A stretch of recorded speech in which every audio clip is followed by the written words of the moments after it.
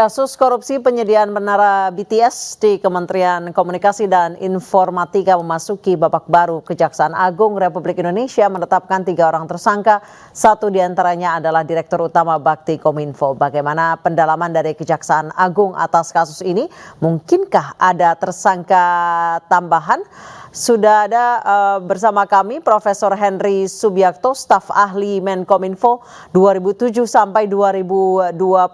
Selamat petang, Prof. Henry. Selamat petang, Mbak Anissa.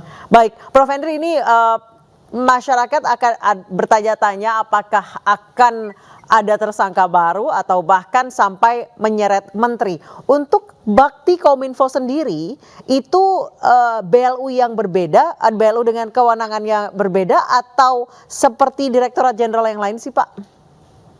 Jadi begini, Bakti atau Badan Aksesibilitas Telematika Indonesia ini memang merupakan badan yang ada di Kominfo yang tugasnya adalah menyediakan infrastruktur telekomunikasi ataupun juga teknologi digital begitu ya, internet di wilayah-wilayah terpencil, terluar dan tertinggal. Jadi di wilayah-wilayah yang tidak tersentuh oleh operator seluler karena di luar ekonomi yang memberikan keuntungan kepada operator-operator seluler swasta.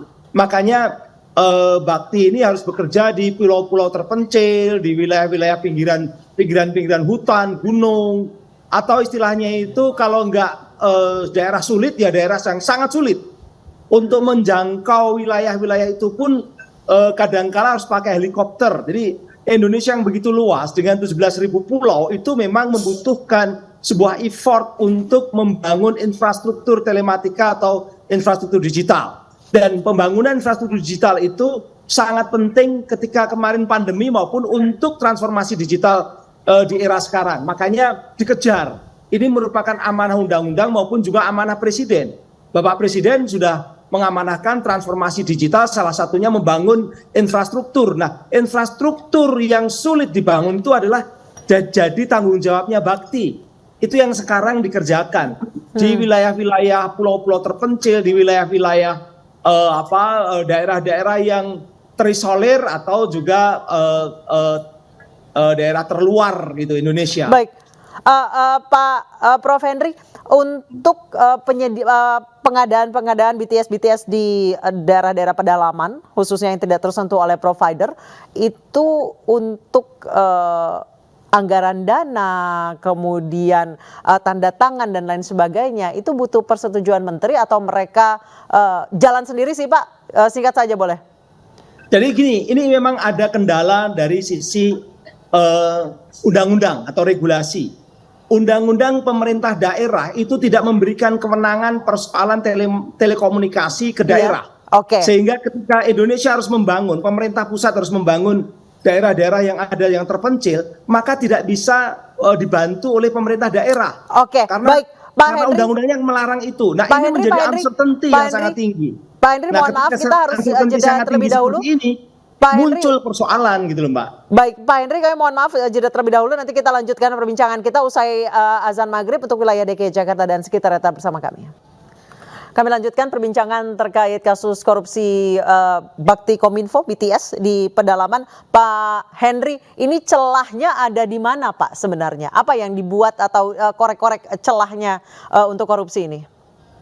Kalau celah itu tentu saja bisa karena memang kondisi lapangan yang uncertainty ya. Tidak jelas. Membangun Indonesia yang begitu luas itu kan di suatu daerah sudah disiapkan BTS-nya, udah koordinasi, ternyata oleh masyarakat setempat minta digeser, oleh pemerintah daerah minta digeser misalnya begitu. Itu menyebabkan costly, menyebabkan biayanya membengkak. Belum lagi waktunya juga menjadi mundur. Nah, ini menjadi temuan-temuan begitu ya, temuan-temuan yang seringkali memunculkan investigasi baik itu dari katakanlah kejaksaan yang tahun yang lalu atau periode yang lalu juga pernah terjadi seperti itu. Oke. Ini karena memang wilayah yang dibangun itu wilayah yang sangat jauh dari daerah-daerah yang bisa terjangkau oleh mobil, oleh kendaraan-kendaraan secara umum gitu, Mbak.